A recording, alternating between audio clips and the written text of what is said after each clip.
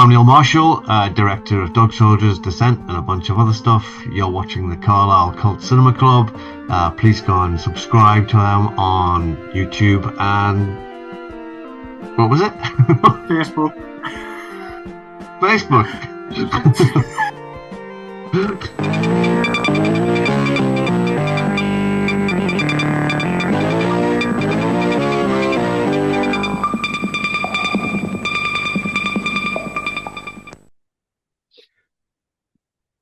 Good evening, ladies and gentlemen. It's me, PD, back with another Carlisle Cult Cinema Club Presents. And on this episode, I'm so happy to be joined by Craig Conway, critically acclaimed actor, writer, now director, 93 titles on IMDb, 67 as an actor, 12 as a writer, 10 as a producer, 10 as a self, 3 thanks tos, 4 upcomings, 1 archive footage, and obviously 1 director of an upcoming take on Little Red Riding Hood, Little Red, which we'll be talking about later on.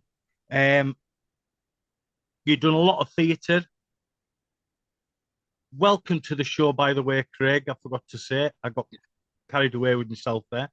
Welcome to the show, Craig. It's so happy to have you. Oh, lovely, mate. And thank you. I mean, it's great to be here. And obviously, you've interviewed a few of my pals and connected with a few of my mates from over the years. So it's nice to be a part of Carlisle once again. Bring it on. Well, it's great to have you on. I've been wanting to ask you for years because we've been friends on Facebook for I don't know how many years now. And I've been wanting to ask you, but you're always scared of getting that blank, and I've had so many just read it and not get back in touch, and I just think, oh come on, all it takes is just a I'm sorry, or I go on then. Yeah, you know what I mean. It's you know what I mean. If someone says sorry, it's not a thing I kind of do. That's fair enough. But anyways, I'm so happy to have Craig here. He's a cracking actor. He's been in absolutely all sorts with some fantastic casts.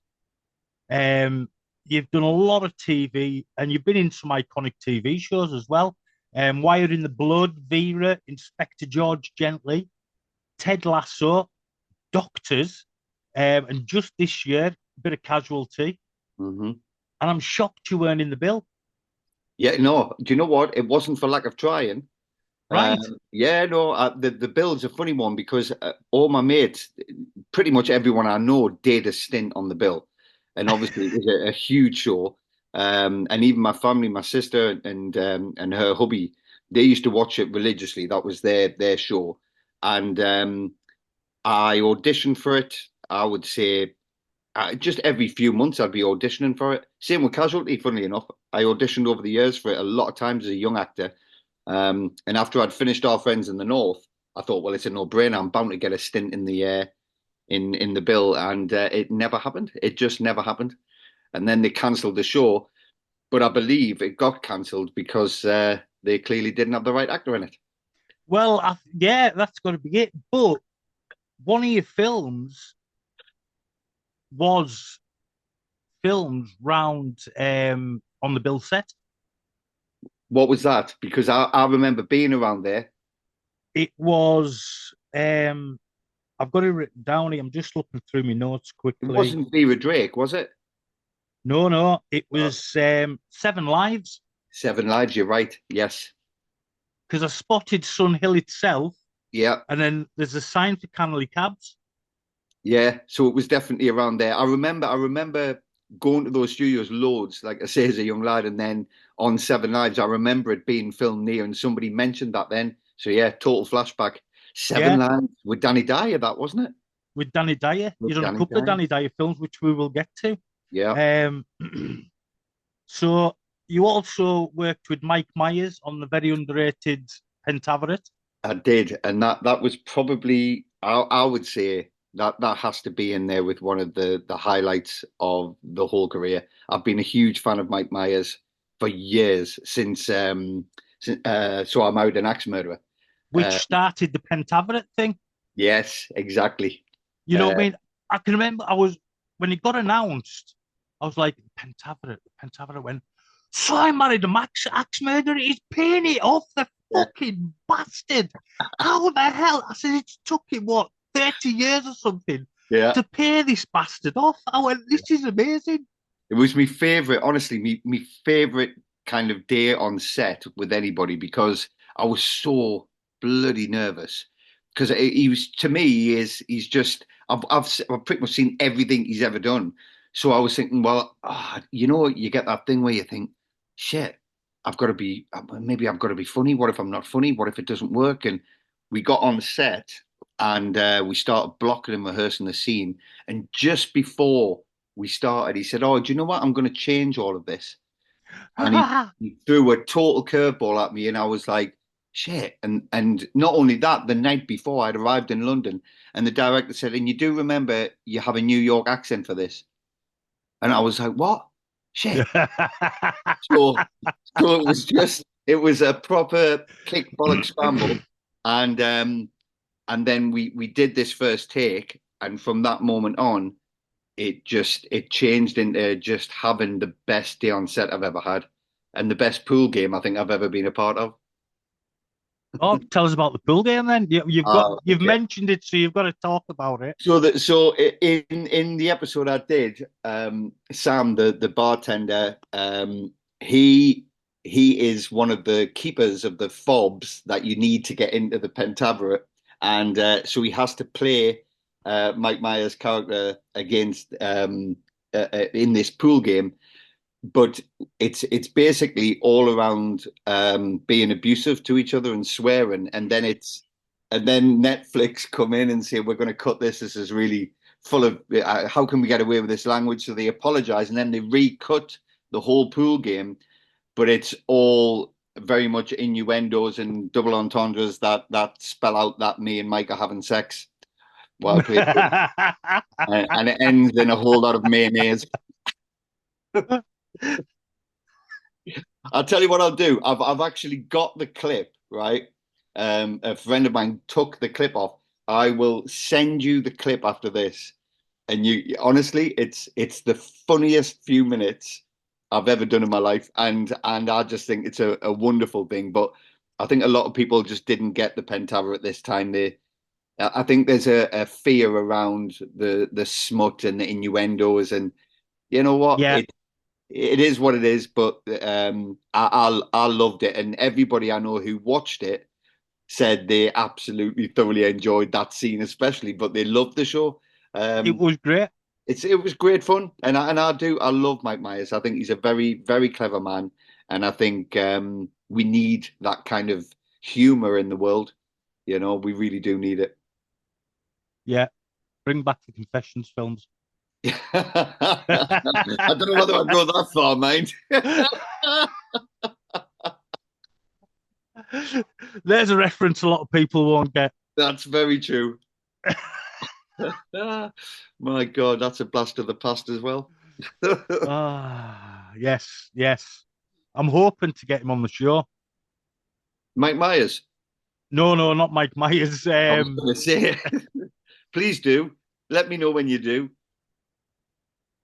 Oh, if you could sort that out for us, that'd be amazing. 2 seconds, I'll just give him a ring.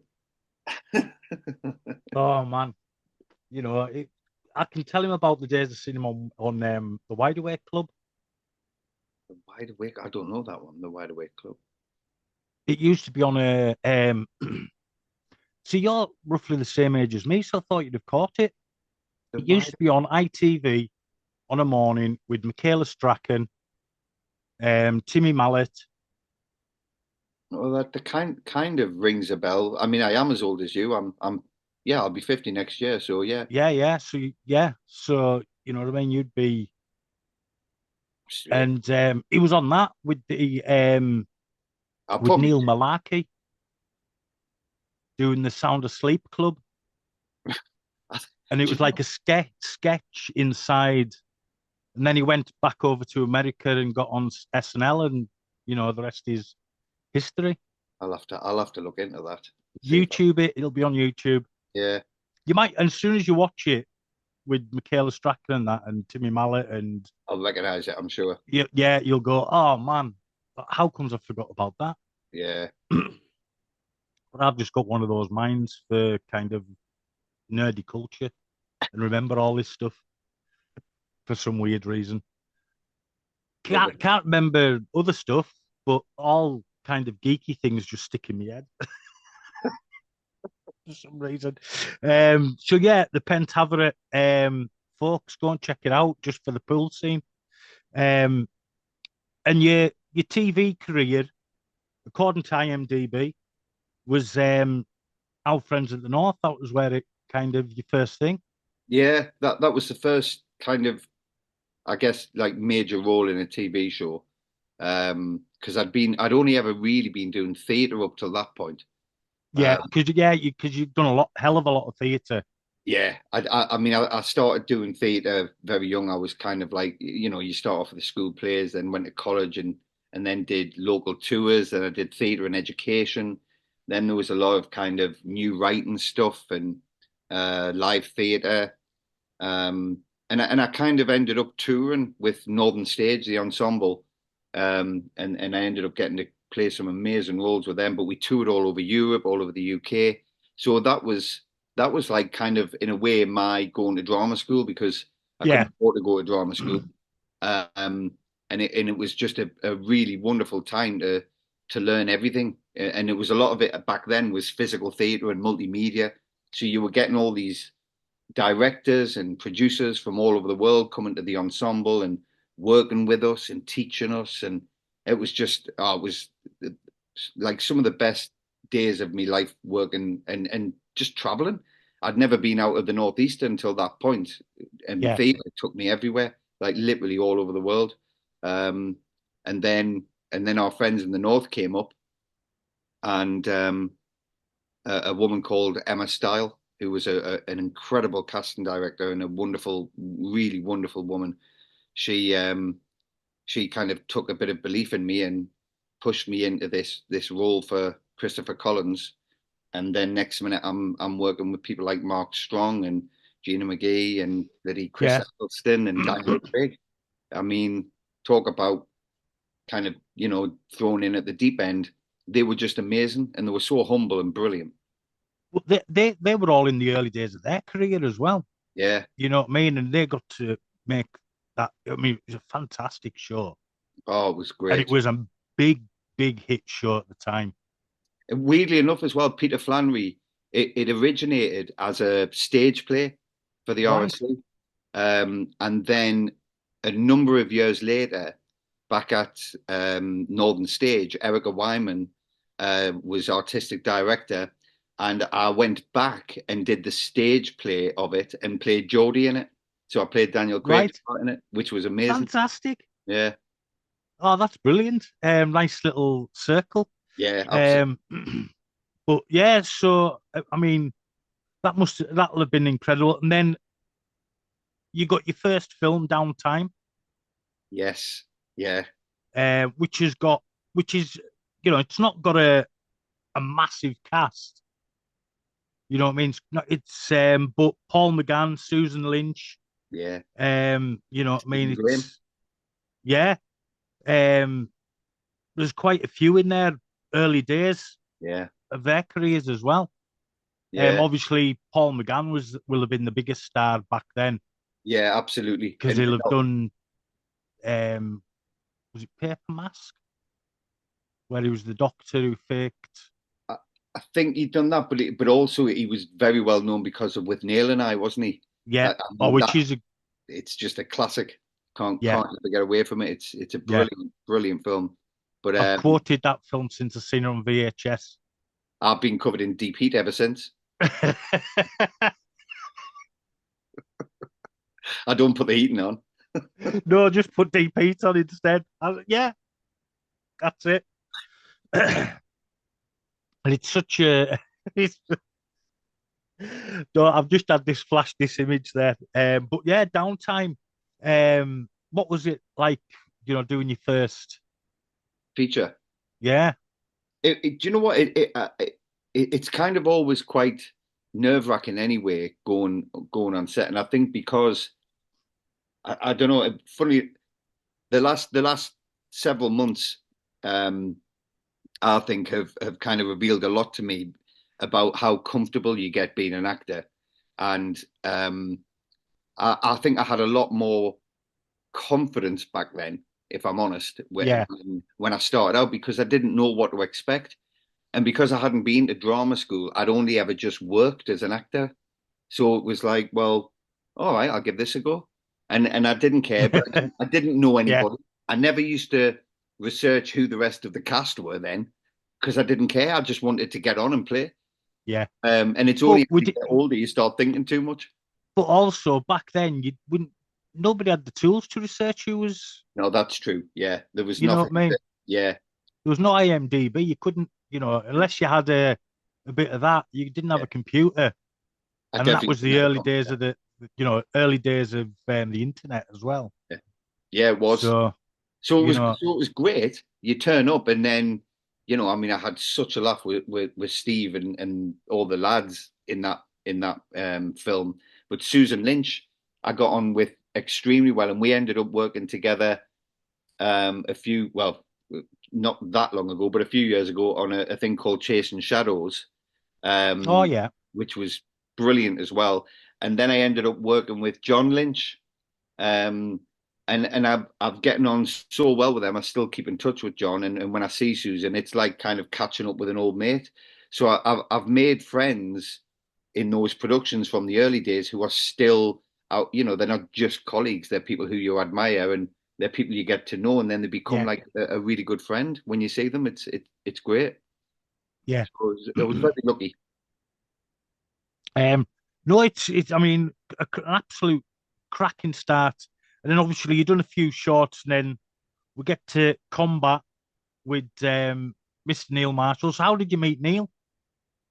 So if I remember rightly, Ian D. Fleming, who is a writer, director himself, and producer, they used to all kind of meet at the Tyneside Cinema, and then there'd be like a few pints in the Bacchus bar, and we'd all kind of catch up and say hello. And then, as far as I remember, Ian had invited Neil to see me in, it was either a Clockwork Orange or 1984 at the theatre, and I Oh, was nice.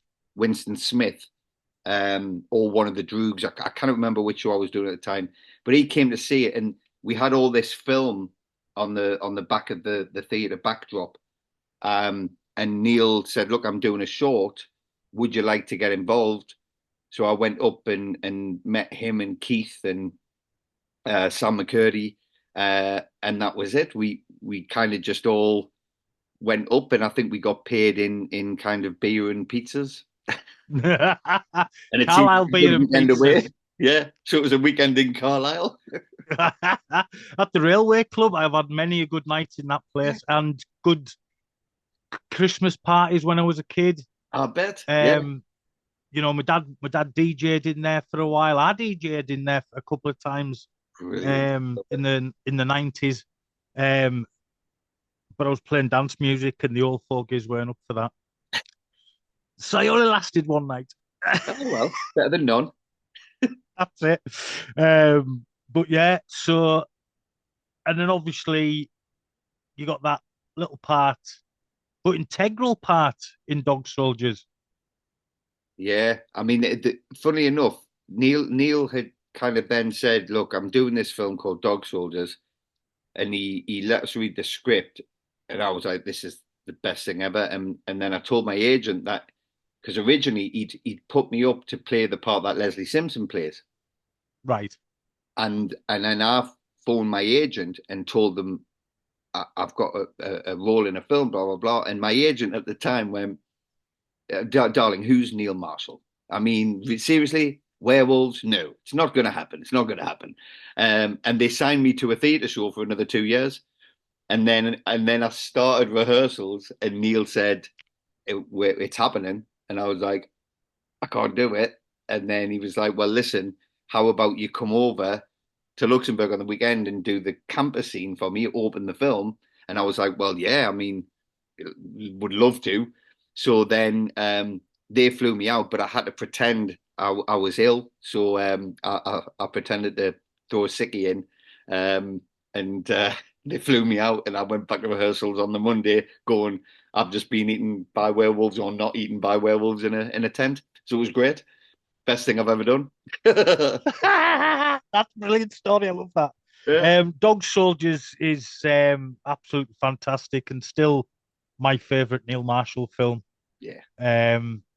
Because I met Neil when he was in Carlisle a few times, and we chatted, especially when I worked in Debenhams in Carlisle, ran a department, and he selling clothes, and he'd come in and we'd have a chat about films. Yeah, man, he's an extremely talented man, that's for sure. He is lovely bloke. Um, then obviously you done Vida Drake. Yes, yeah. With That must have been quite something.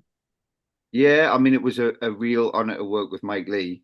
And you know, it was kind of a bittersweet thing as well, because obviously Imelda Staunton, who is just the most incredible actress and the most Yeah, beautiful woman. I'm pretty certain as well. I'm just going back in my head, but I'm pretty certain Olivia Colman does a small part in there as well. I'm sure she was in, unless she came to set or something. But I remember meeting Olivia around that time. Um, and Tom Ellis. I'm just looking through the cast list Is she in to there? see if she's in there. Um, no, Olivia Colman. She's not. I'm pretty sure No, she was either, because we were rehearsing in Crouch End, and maybe an uncredited part. I'm just or going back through. maybe she came in, because sometimes Mike kind of ends up working with actors during the rehearsal process, which goes on for a long time, and then Yeah, some actors don't actually make it into the film, which inherently is kind of what happened to my good self, because me and Tom Ellis were playing the police officers, yeah. and I think there's only two or three scenes that I'm in, and one of them, Mike was like, "Right, we can kind of get you in on this one, Craig." And I was like, "Great, brilliant." Um, and all I had to do was open the cell door for Imelda to walk in, and if I'd done it properly, I would have opened it and let her in. But because of the way the dolly and the camera was moving, I opened it and ended up being behind the door. So I'm in the scene, I'm just not present. So I've got really good screen absence, not screen presence. Oh, that's brilliant. Great Um, mistake. and then obviously, Vida Drake, we go on to the Descent, Oh yeah, where you played one of the crawlers, I did. and it is a fantastic film. Yeah, I watched it again, obviously, when I was just before I was going to talk to Neil, so I watched it again just before then. And it'd been a few years since I'd watched it, and it's still got it. yeah, You yeah. know what I mean? And them creepers or crawlers, should I say, are absolutely fantastic. They were a great creation. Yeah, and it took a long time to get to where they were and what they became, because Neil was very solid on the idea that he didn't want anything CGI, didn't want any kind of, you know, animatronic type thing going on either. He wanted real people to give this sense that they were some kind of unevolved species of human, subhuman, that were living in these caves. And I'd done a lot of physical theatre. So Neil was like, look, what if we bring you in, we'll do all the tests with you, we'll do all the face. I mean, at one point, I think on the making of DVDs, you see a particular shot where the eyes that I had they were kind of like that. I mean, they were ridiculous and they were hilarious. And we went through a series of tests, and then eventually Neil was like, "Well, look, let's choreograph how they move." So my job was to work with the other actors, and we did a workshop, and we went to a leisure centre in Slough, which is like, yeah, man, let's go to a leisure centre in Slough, and we workshopped all the movement, and I had a real it was a really exciting time for me because I'd always wanted to do something like that where you're just using your body to kind of express some kind of performance. And I'd done, like I say, a lot of physical theatre, so I was able to kind of work with the other actors to find out how we moved and what we did, and it was just brilliant. It was a lot of fun, and then obviously on set, once we got the costumes and got sorted, it was just brilliant. I mean, you couldn't have asked for a better cast and crew. It was the whole project was just brilliant from start to finish. Obviously, Neil told us the story of how you were introduced to the girls, but I'll let you tell it. Yeah, so Neil had had the idea of not allowing me to meet them until the moment I met them in the cave, which you see on camera, and they're looking around for me, um and yeah, it that was it. He called action. I crawled out the dog, stood up behind them, and the girls let rip. And what you see is what you get. Yeah. And it was fantastic, man. I mean, you could not get that reaction any other way. No. And it was just brilliant. And the girls were great sports as well. They really went for it. And we had a brilliant time. Yeah, really brilliant. It shows on the film that everybody just give it their all. You know what I mean? And again, the crawl is a fantastic creation. Yeah, it was good fun. Yeah, and blood, guts, and gore, man. That's where it's at. As you can tell, I'm a big horror film fan. So, and then next, Doomsday. Yeah. So that was Now, I love Doomsday, and I think Sol is a fantastic villain, and you play Psycho so well.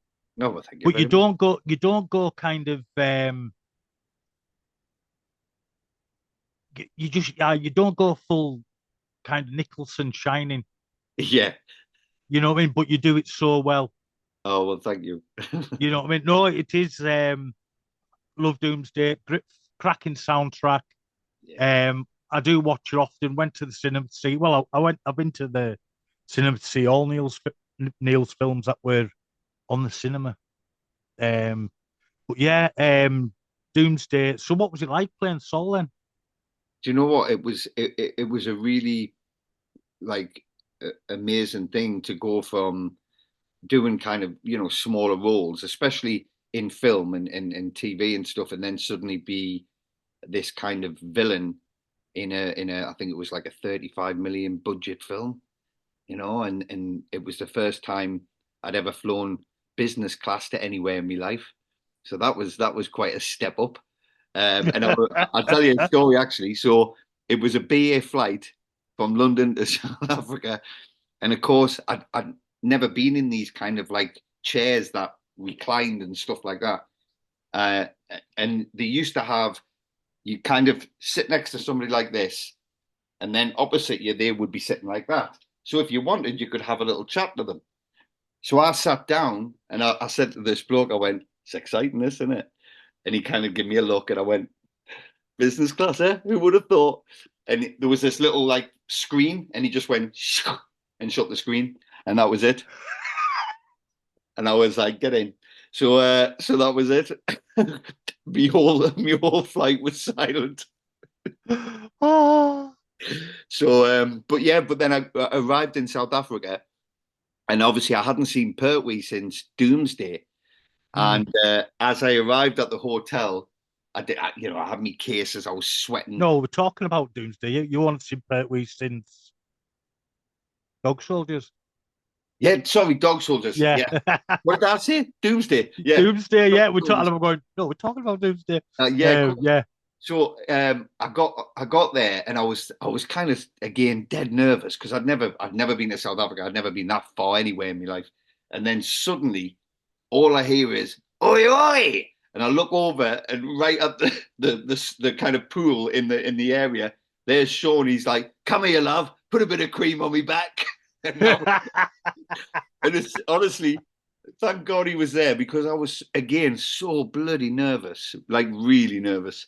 And that was in a way, the start of a really, really close friendship with Pertwee, because we ended up. He was like a real mentor for me. And on my first night, we were filming in Ratanga Junction, where they have the big scene with the girls and the music, and Yeah. and Neil had said, "Look, just go for it," type of thing.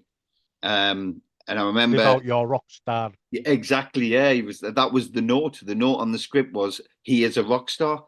So I'd managed to get down there a few days earlier while they were setting up and the dancers were doing their thing, and I kind of just played around and made conversations with them, and then said, "Look, can we try this if I come on stage and do this?" And they were like, "Yeah, just go for it." And we went for it. And what you see again is what you get. It was just the best time ever. And then I'd said, "Look, I've got this idea. What about if I do a bit of a fall back into the audience type of thing?" And we went for it. And luckily they caught me. Oh man, it just sounds like you had. I mean, you carry a lot of that movie as well. Do you know what I think Saul is one of those characters, isn't it? He kind of embodies everything we'd all like to kind of be, that like Yeah. wild and a bit hedonistic and a bit mad.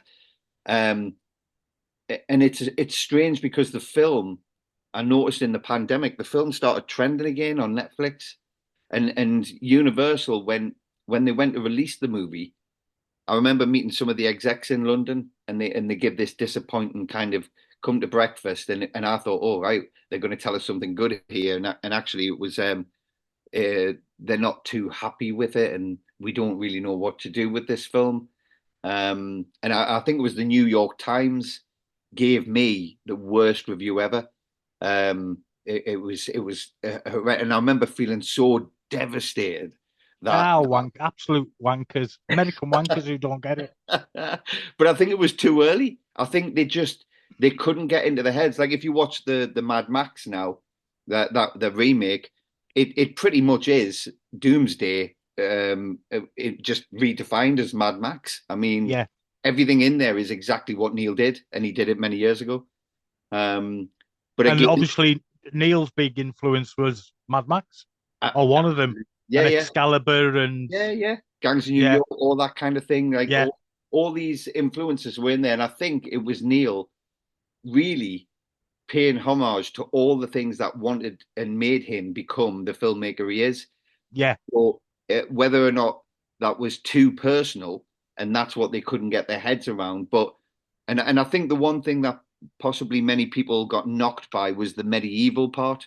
But I kind of I like the idea that there are, just like there are in the world, that there's all these different um, people trying to survive in different ways, and That's it. I think it's a very clever film, but I had the best time ever, so I can't really get upset about what anybody else thinks. But it was Hey, I thoroughly enjoy it, good. and as I say, watch it often. Watched it again recently, on my run up to the interview with Neil, and just such a good film. Yeah, and You know what I mean? Just good fun. great. Bob Hoskins, Yeah, what a beautiful man. Malcolm exactly. McDowell, Adrian Malcolm Lester. McDowell Yeah, playing your dad. I know, and that's the thing. I would love to have had scenes with him, which I never did. But I did get to go out with dinner with him and Bob, and speak to Bob quite a few times, and speak to Malcolm. But again, to have that, to go, Malcolm McDowell was my dad after I'd been a droog in Clockwork Orange. So Exactly. it was great for me. Yeah, it was a win-win. Again, that little circle completes. Yes, absolutely. You know, you've had a few of them, it looks like. And then, as I say, you played Psycho, absolutely fantastic. And you just didn't go too big, That's too much. You didn't go too Nicholson, as I would say, because that is, that when folk go Psycho, Nicholson went over the top. I'm not a big Shining fan. It's all right as a film, you know what I mean, but that's about it. Then the tournament, yes, Scott. which what a cast that's got, and you play hitter Steve Tomko, Yeah, who goes up against Kelly Who's Lili Zen, Yeah. But sadly, you don't last very long. I don't know. No, I mean, it seems that became quite a thing for a while. I would turn up and I'd either kill or be killed. So Yeah. yeah, I think I was trying to get into competition against Sean Bean. Do you know what I mean? For But getting killed the most. yeah, exactly. But again, it's that thing of working with a director like Scott. I mean, I ended up doing a few projects with Scott Man now, and again, he's become a really dear friend and somebody I admire enormously. And they've always vouched for me and supported me. Him and Yeah. Neil, and you kind of can't buy that. And when somebody calls you up and says, "Do you want to do this? Would you like to be a part of this?" and it's something exciting, and working with people like Robbie Carlisle and Vin Reams and all them, that they're just it's kind of just so exciting. But also, Mm. what's brilliant is seeing your friends making films. Because me and Scott met again on a short film, um, and he was working the camera for a director, and we ended up becoming mates. And then he was like, "I'm doing this movie. Would love you to be in it." And that's kind of how it works. And the majority of the work I've had has come from having good friendships with people. Yeah. So important. Again, tournament. I watched it when it first came out. Um, got it on DVD, I think, and thoroughly enjoyed. I love that kind of a dangerous game take. Yeah, Just superb, and yeah, it's got and you get an end credit picture at the end. I do. Yes, and they're actually, if you look at the very first section with when Kelly Hu arrives in Manchester and she gets off the train and she has a little scuffle in the back street on the cameras. That's also Yeah. me in a flat cap fighting because the guy who was supposed to do it didn't turn up. So All right.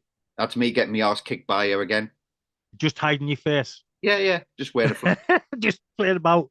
Um, and then after tournament, the next one, Devil's Playground, which you were also a producer on. Yeah, And it's not a zombie film. I wouldn't call it a zombie film because they're infected and they become supercharged. they do parkour running zombies. I'm telling you, they're bouncing off walls. And again, I watched that when it first came out. But a superb cast.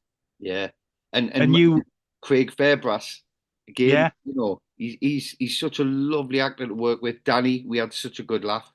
Um, and originally, I think the producers, Bart Rispoli and Freddie Hutton Mills, and I read the script, and I think it was Mark McQueen was directing it, um, and I'd met Mark because of Scott Mann, so there was another little connection there. yeah, And then the original character for Danny Dyer's mate was I think he was a 6'4", healthy looking, strong black guy, and I turned up for the audition, and the producers went, "Yeah," and I went, "Look," I said, "Danny's never played opposite of Geordie. It might be nice to see him with like a north and south thing." And they went for it, and that's how I got the role. talk them into it. Yeah, so Give a Northerner a job, Governor. he exactly gets a job, mate. That's it. Done the old yours are Hughes. Yeah, Gives a job. exactly. You know what I mean? Gives a job. Um, and again, I thought there was some nice, clever bits in it. How they made London look like it was overrun with zombies, and then a lot of the footage of empty London and all that. Great little film. Yeah, Great and a great cast. So, how was it working with Sir Danny of Dyer? do you know what? Danny's lovely. He's such a nice guy, and he's very funny. He's always got a good energy, and he's really generous when you're working with him. He's got, you know what? There's kind of like the Cockney geezer, which Yeah, which which is just his kind of way of being, but actually, there's a hell of a lot going on inside Danny when as an actor, yeah, and he can bring it to point every time. I mean, he really is on the ball. He always turns up on time, does his job, knows his lines, and he's always there to support and help the other actors in a scene. If you drop the ball at any moment, Danny will be there. He'll pick it up and he'll pass it back to you. Yeah. He knows exactly what he's doing. And I was really became very fond of Danny.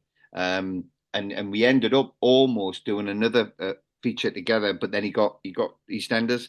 And honestly, it was great to see him do that as well, and get the kind of recognition I think he deserves. Yeah, I think he's a very underrated actor. I've Yes. seen most of his films, to be honest. We actually done a podcast all about his films, one of the early podcasts we did, Yeah. which was just, as you can imagine, the C word was dropped a lot. You know, 'cause Yeah. it's a favourite of Danny's. Yeah. So yeah, we just had a good laugh with it, and you know, great podcast because he's done some fantastic films. He has, and he's been around for a long time, and I think it's easy because he doesn't shy away from being who he is. He's very authentically him. Yeah. And I think this is the thing that people forget, that it's very easy to criticize somebody when they're being authentic because you're coming from a place that is not authentic. And it's very easy to criticize when you're not being authentic yourself. Exactly. And there's a lot of that. Because there was a time where he got slated a lot, like, and everyone took the piss. And 100%. I'm like, I don't get it. I just didn't get it. Yeah. You know what I mean? Because as I say, I've watched most of his films and thoroughly enjoyed them all. He's a honestly good lad, and he's a bloody good talent. He really is. And I'm looking forward to Marching Powder. Yes, yeah. And is that personally or the film? That's the film. No, it's been a long time since them days. You know, it's not the late 80s, early 90s anymore. The rave generation. That's us. You know what I mean? And then next one, I'm going to obviously Seven Lives. You play Keith the boxer that Danny's character jumps into, and you've got the troubles of your own with a wife who wants you dead. Yeah. To start with, and you know, and as we mentioned earlier on, I've got that written down. Filmed on the same sets as the Bill. Yeah. And it was there was the lads outside the police station. I went, that looks like the Sun Hill set.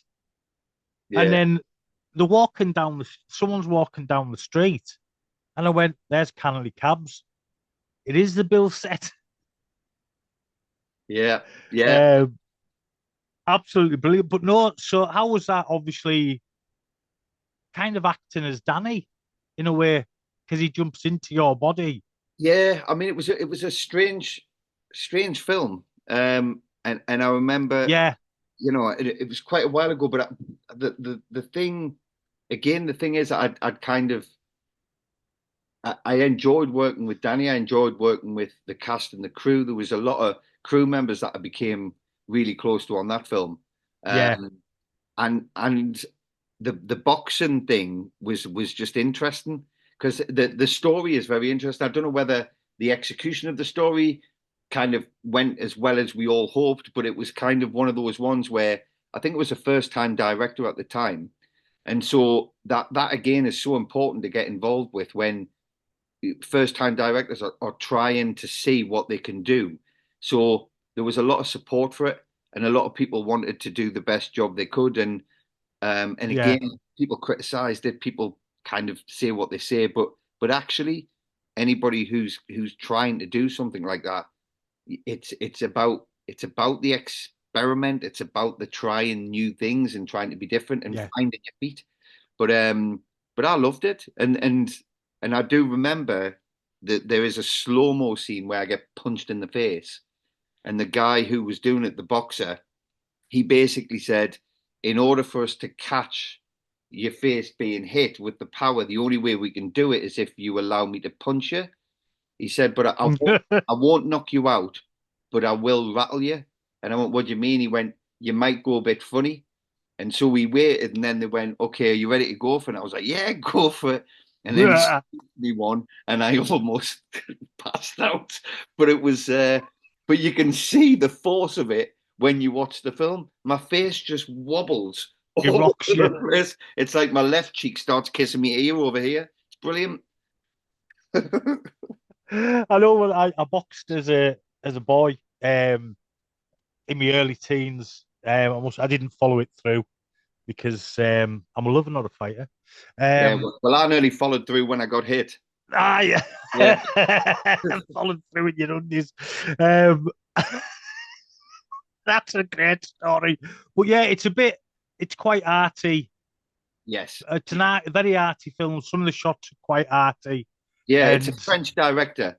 oh well, that Yeah. explains a lot then. Yeah, and that was what was intriguing about as well.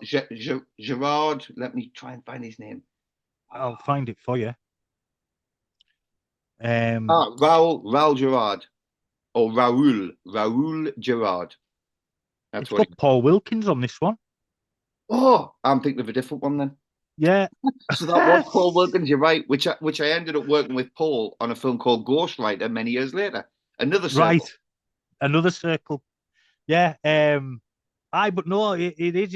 It's got some arty shots, and the ending had. I was like, is he dead? Is he alive? What's happened? Yeah. Because it was a kind of, in a way, it's a Wonderful Life. Yeah, it has got that vibe, definitely. Yeah. You know what I mean? Yeah, absolutely. Yeah. But I think that's the thing. It was definitely an experimental film. Yes. Yes. And I think probably ambitious, but maybe also a little bit too ambitious, because I think in order to tell a story like that, you probably need a lot more time, and a lot more work to get that script exactly where it needed to be. Yeah. But again, you've got to applaud people trying for it. Well, that's it. And then next up, we've got Airborne. You play Luke, the security for Max. Yeah. Did you get to work with Mark Hamill?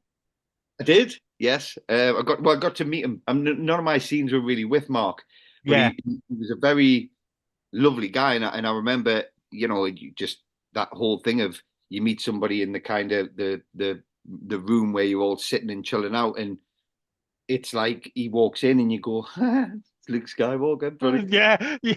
You want to pull out a lightsaber and have a fight. Do you know what I mean? But you want to go, I am your father. But nah, it's but you don't. You hold it in. You hold it in, but inside you're doing it all.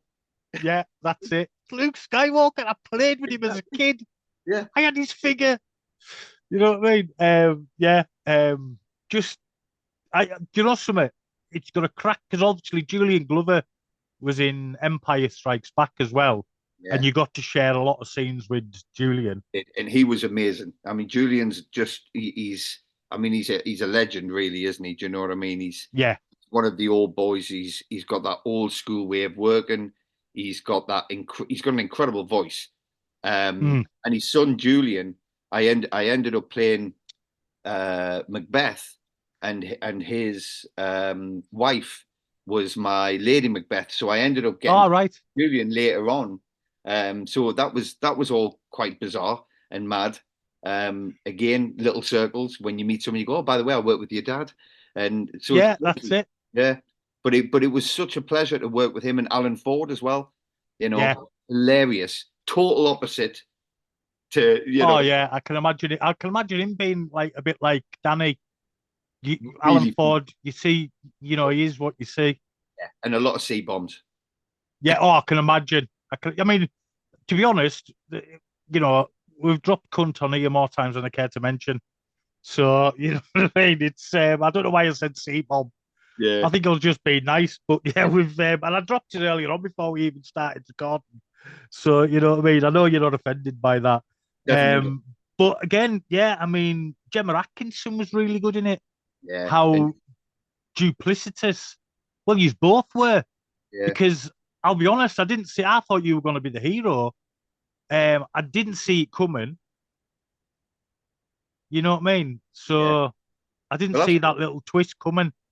Oh, And I good. did. And then when it showed you the flashback of you killing the shagging couple and all the rest of it, I was like, you know, Yeah, I thought all the way. I'm thinking it's going to be some kind of vampire type creature taking everybody out.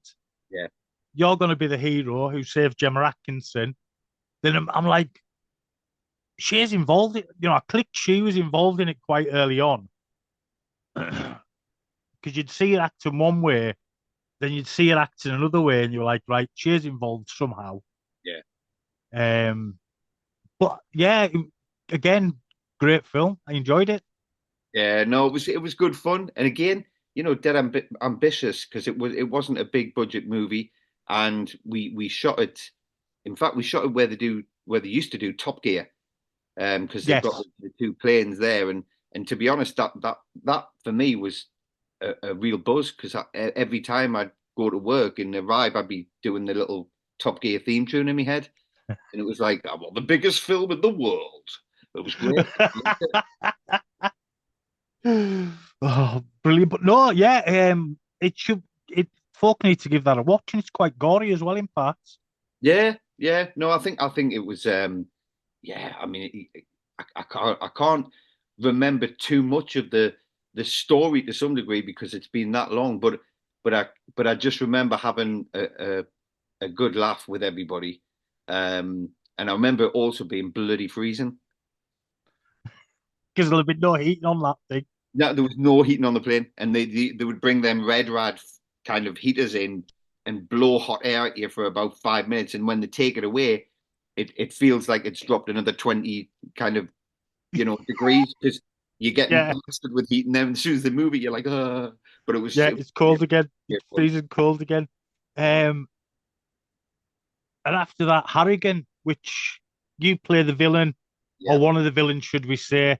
yeah, me and Ronnie Really, Fox. you are the biggest villain of because the main villain, you know what I mean, is kind of sidelined for a lot of it, Yeah, and you're a bit of a bastard in that, to be honest. he's not very nice, is he? He's not No, very nice, no. And and and it a was, very different from Sol as well. It was a very different psycho because you're playing a skinhead, yeah, and you're playing a very different psycho. You know what I mean? It's more low key. yeah. Um, He's kind of. I mean, I love playing. Is it Durston or Dunstan? Dunstan. Dunstan, Yeah. Um. And and he's and quite sleazy as well. he is. Yeah. He's a proper sleaze. He's a horrible man. And I'd worked with Amy Manson not long before Harrigan on a film called Estranged, which was the first feature I co-produced with anybody, and Right. Vince Wood asked me if I would come on board the director, and I said absolutely. And we were chatting about the cast, and I said, look, you should get Amy in to play the young girl with the kids, um, and I knew I had a good relationship with Amy, so the scenes that were quite brutal, and when we did them, they've been cut in a way that are far less brutal than what they kind of were, but Yeah.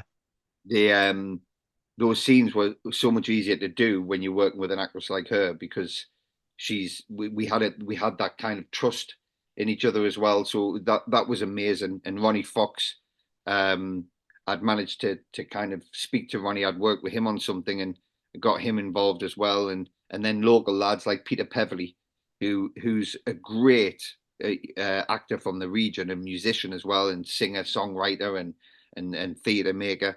So it was a real privilege. And then Ian White, coming on board, Steve Tompkinson. It was just working with all these northern actors as well, who are again have so much admiration for. And then getting to be on a set like that again with a first-time director. So how Yeah. it's always brilliant to be able to do that. It's such a privilege. Very northern film as well. And back in the early 80s, there was places like that. Yeah, yeah, absolutely. So yeah, I can remember very much that kind of thing. And obviously, one of the dog soldiers lads, Darren Morfitt, was in it. And Billy Playing Fellas. Swift. Yeah.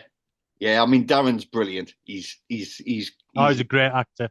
I love him. And he's so bloody talented. And funny enough, my partner Andrea, she always says he's like a kind of coiled spring, you know, when they push it down and they let him go. His energy, Yeah. he's amazing, and he's funny. He's bloody funny. He's just good to be around. Well, he's in Dog Soldiers, isn't he? And Doomsday. Yeah. No, he's brilliant. He's a brilliant actor, and again, somebody that you go, I'm glad I got to kind of meet and become a friend of somebody like Darren. He's just a good lad. And then next up, and you got another nice end picture as well, end credits picture in Harrigan. Oh, did I? I can't remember. I can't remember yeah, the end you did. You're on the end credits with a picture of your character Dunstan, the crazy skinhead. And then next you done my mate and yours, Clive's film Mara, where you played Dougie, who suffers from sleep paralysis and knows all about the curse of Mara, which is a superb slow burn, more kind of. I know there's a creature in it. Javier Botet, because we talk about when we're doing the podcast. I always plug Mara when Clive's on with us, and he always kind of goes a little bit. But yeah, Clive's absolutely brilliant, and yeah, and again, slightly unhinged, but on a different. You know what I mean? It's more of a tin foil hat wearing, unhinged. If you know what I mean. Yeah. I mean, he's got a heart, Dougie. Yeah. And he's full of demons. He's full of his own demons. Yes. But he's trying his best to help, and nobody's listening. Yeah. That's it. Yeah. It was lovely playing that role. And again, you know, like really grateful because Scott Mann was producing. And it's one of them ones where Clive, I'd spoke with him, met with him. We went out to LA and did a test shoot out there to show people what we could do, and it all seemed to go very well. But I think it's also that thing of, again, it's such a big thing to go from doing maybe shorts and things to then suddenly be thrown in with the US. And well, that's it, because it was Clive's first film as well. Yeah, his first feature. And what a bloody good job. I mean, he's such a wonderful man to work with, and he's uber intelligent. He's again so bloody humble, but also, you know, you at that level of budget, you've got people around you having to kind of call the shots sometimes. Yeah. So I think that becomes very difficult. And also working with the US and UK mindsets, there's a big difference between how we make films there and how we make films here. And I think sometimes that collaboration can be incredibly brilliant, but it can also be very difficult as well, especially if it's your first time. But I think Clive managed to handle everything really, really well. And I think he got incredible performances out of Olga. I've not seen her do many things like that. And I thought her role in that was fantastic. It's a fantastic kind of psychological creature feature, really, in a way, and thoroughly great performances out of you all. And Clive, I'm not just kissing his ass, but you know, before he got involved in the podcast, I'd watched Mara when I knew I was going to be meeting up for a nap with him. So I'd watched Mara and thoroughly enjoyed it. And it is what a cracking job he did. No, he did. He absolutely did. I thought he threw everything at it. He didn't shy away, and you know, I really admire him as a director to be going in at that level for his first feature, you go like, well done, you man, because I would. There's no way I would have been able to do that. I would have literally shot my pants. Aye, well, Clive, he's certainly got the cojones Yes, for that. And we're yes, going to be well. We're trying to sort out a short at the moment involving the Carlisle Cult Cinema Club good, people good. with Clive. So it was his idea, and we were sitting here one day a couple of months ago, and we just started discussing. He started discussing it, and then I've thrown an idea in the hat, and we're thinking kind of eight because of me with the whole VHS and all that 80s VHS kind of era, Nice, um, and going with that kind of aesthetic. good, good. So Well, what was it? it'll be good crack. But we've got to all get together and sort it out because we've not been really getting together with me. Well, Stuck. he's a good man. He's a lovely He man. is. He is. He's superb. And then the last film I've managed to get watched of yours um, was the Die Hard at West Ham game, final score. Final score. Yeah, brilliant. And it is Die Hard at a West Ham game. It really is. Yeah, and they went all out on it. Yeah.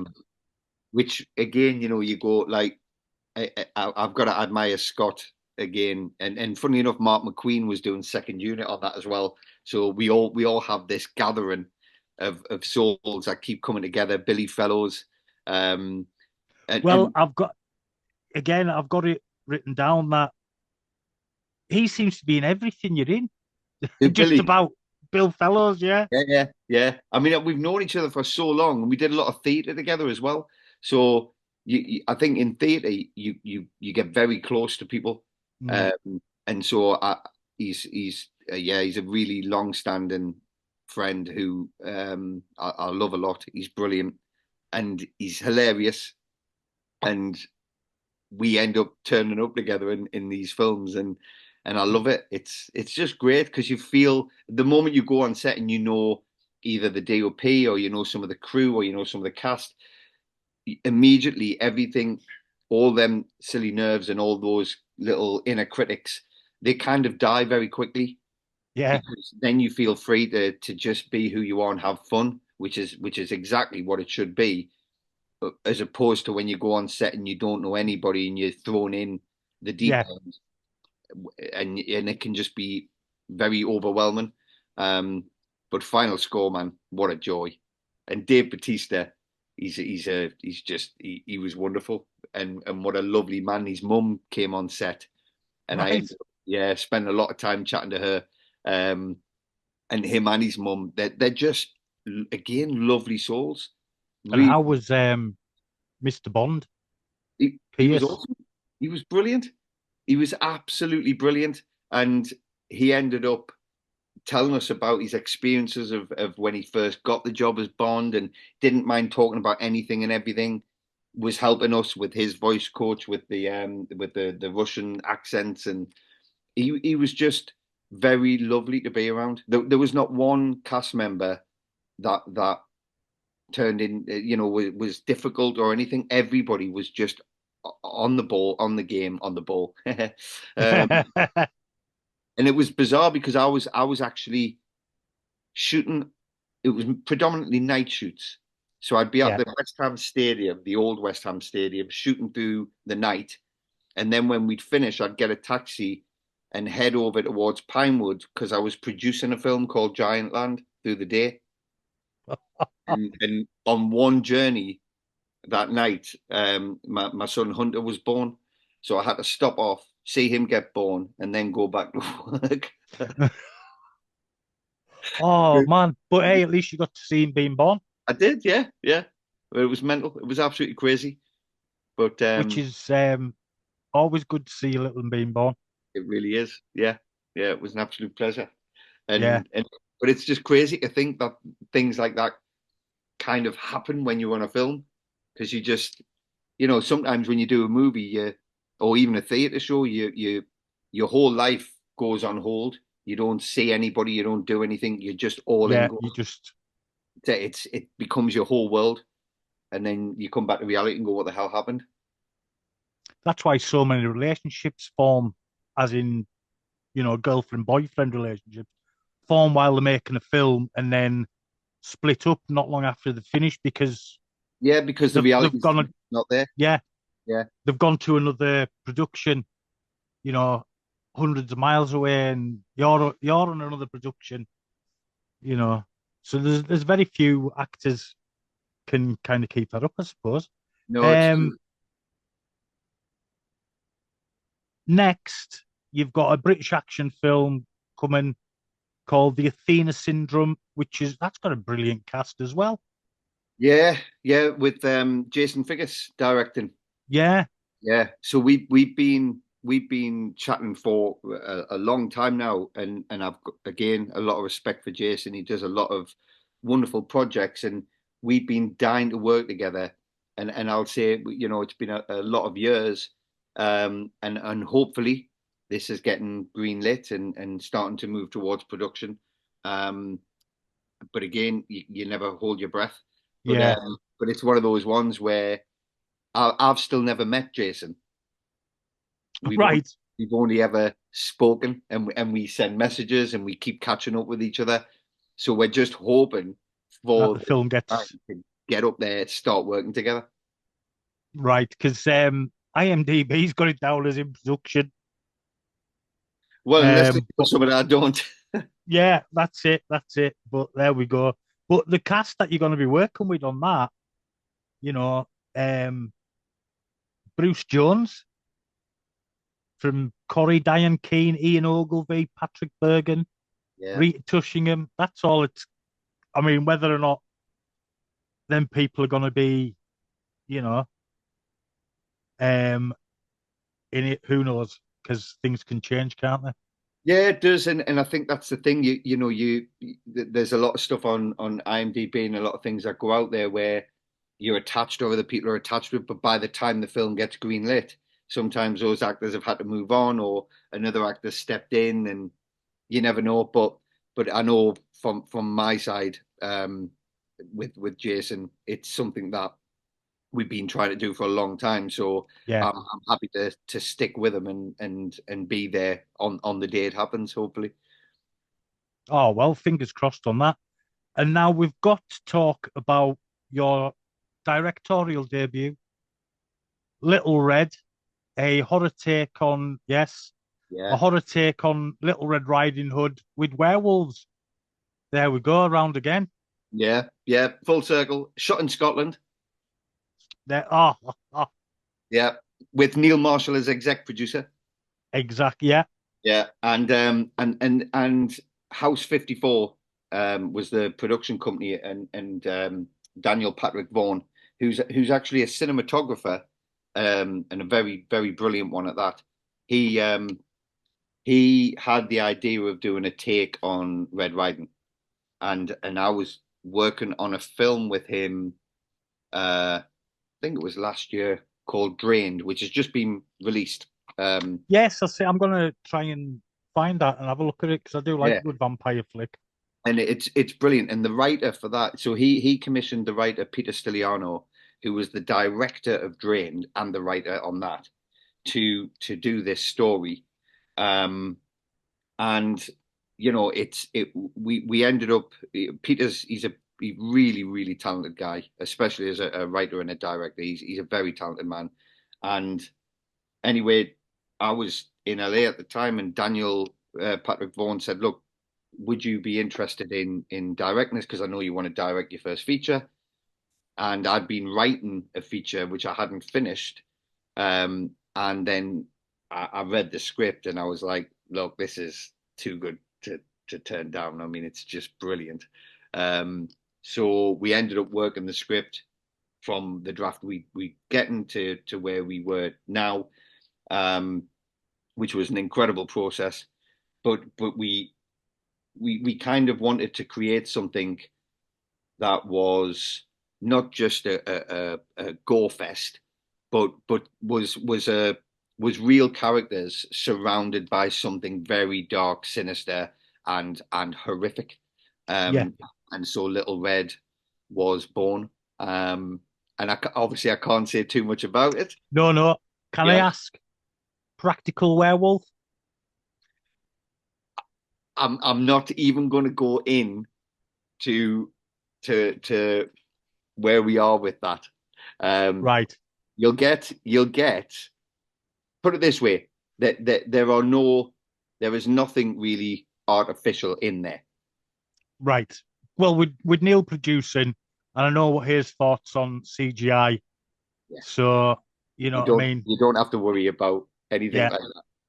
But Yeah. I think what you will find is um, something very special in the way of the cast that came together. The lead girl, Victoria Tate, um, does something quite extraordinary, which I've never in literally I have never seen a girl of such a young age perform the way she performs, and the performance she gives is outstanding.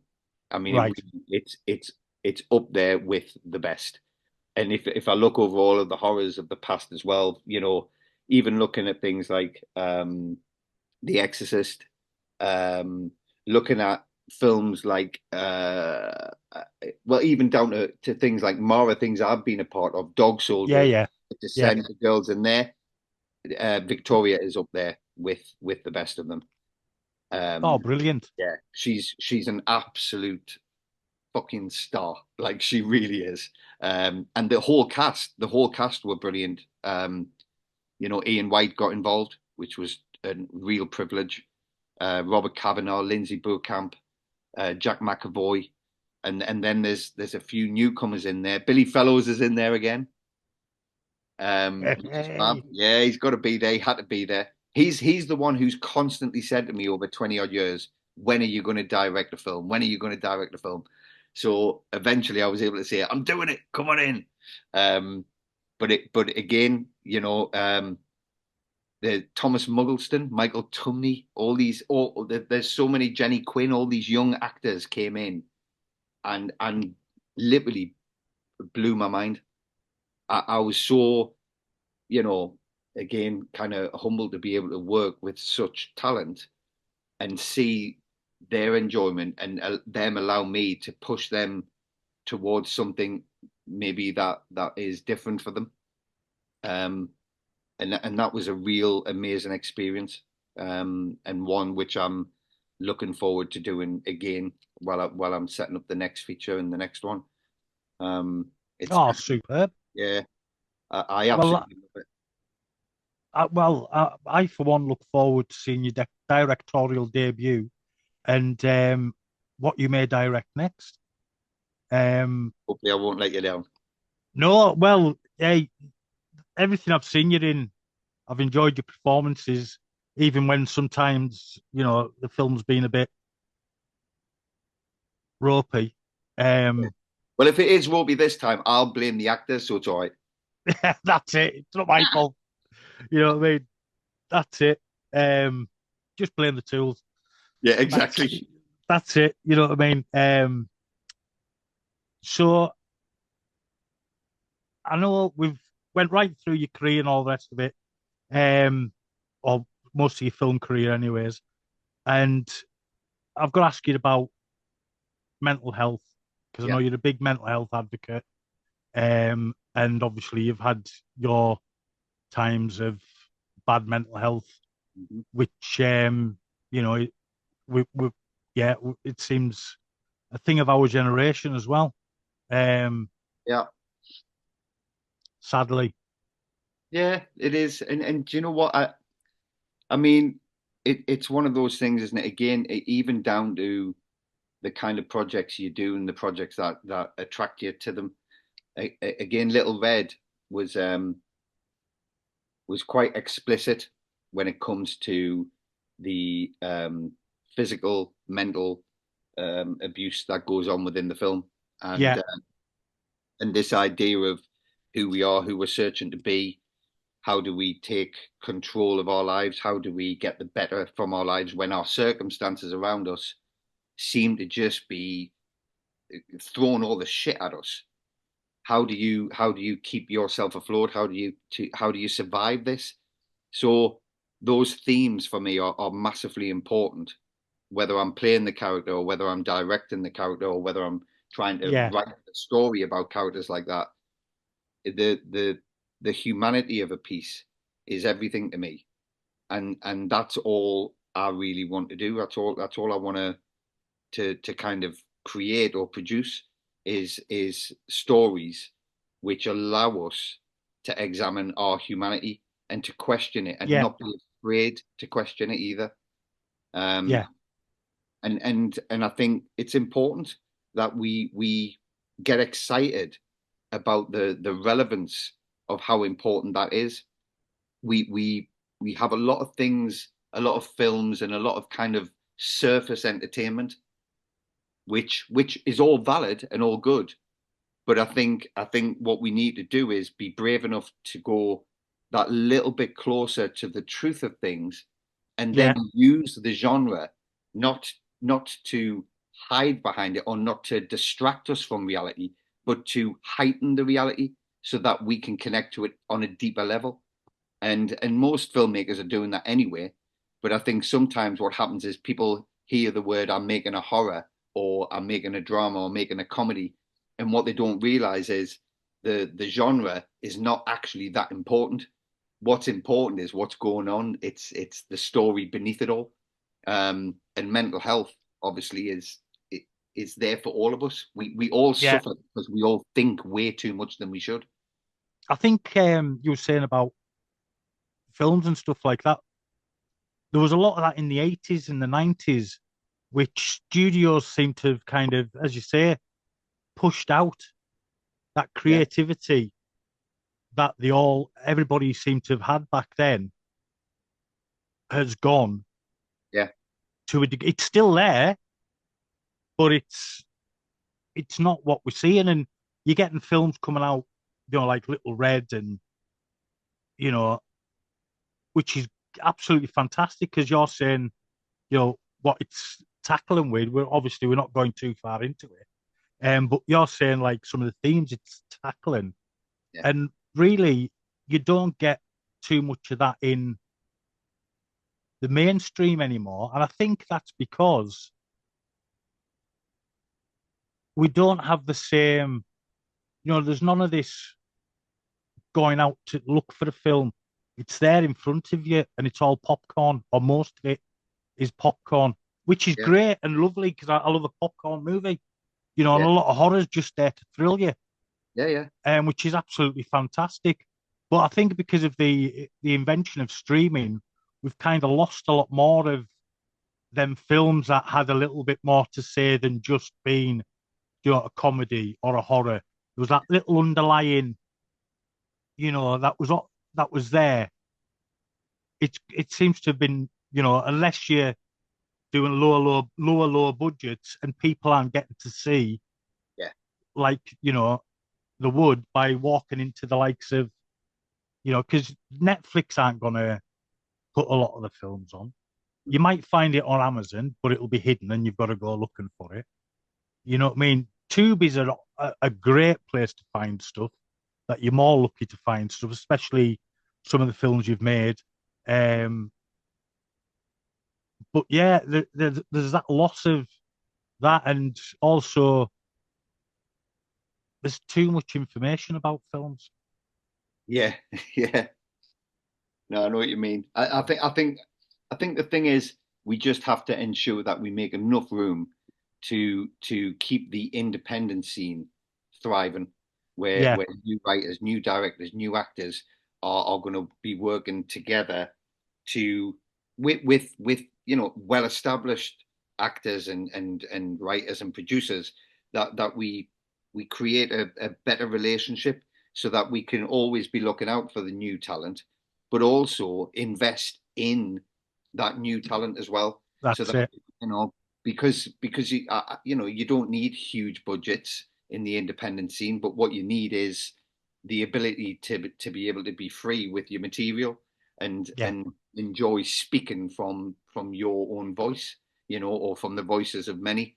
But yeah, I think, like I say, the next few projects I've got all deal with humanity. Oh, have I lost you? No, I'm still here.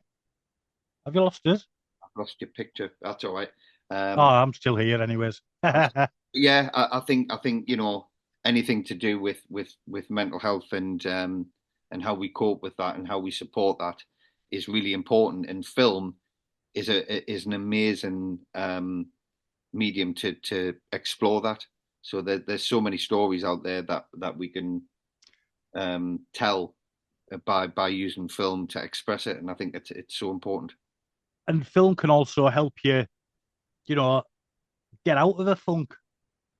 100%. Yeah. You know what I mean? Especially the more entertaining, the bigger budget stuff, your Marvels and your Fast and Furiouses, which are just there to entertain. Yeah. And they can, the right comedy can lift your spirits. You know what I mean? I use music. Music's my big pull round, and certain films I've got, which have got great soundtracks. No, the music's is hugely important. I mean, yeah, it kind of makes everything kind of makes sense, really. Do you know what I mean?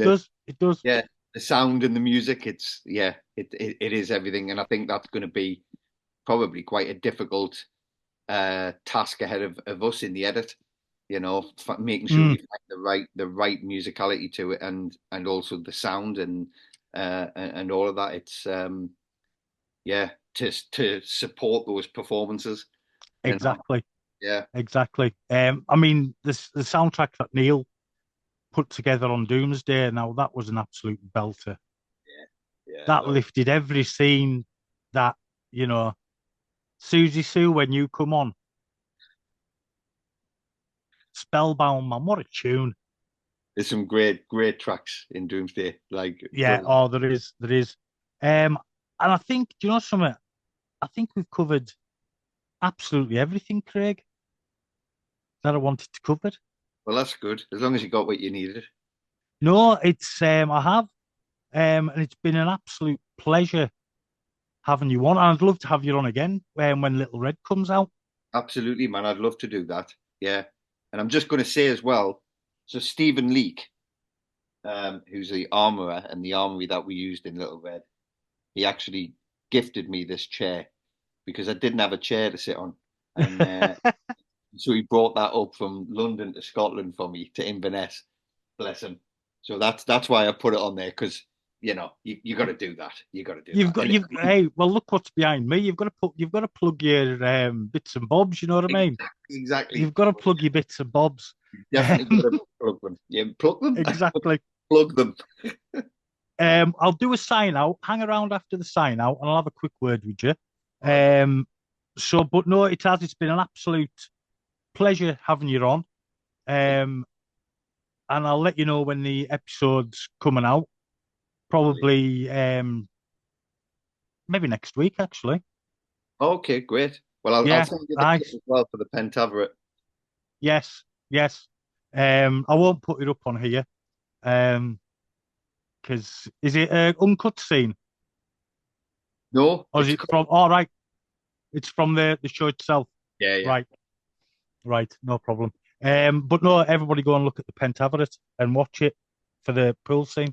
But yeah, no, thank you so much for being on, Craig. It's been an absolute pleasure. I've been PD. That's been the wonderful Craig Conway. Thank you for being here, mate. Thank you very much. Loved every minute, mate. Spot on. Hi, I'm Danny Thompson, and you are watching the Carlisle Cult Cinema Club. Please head over to our Facebook page and hit that like button, and don't forget to subscribe to the YouTube channel.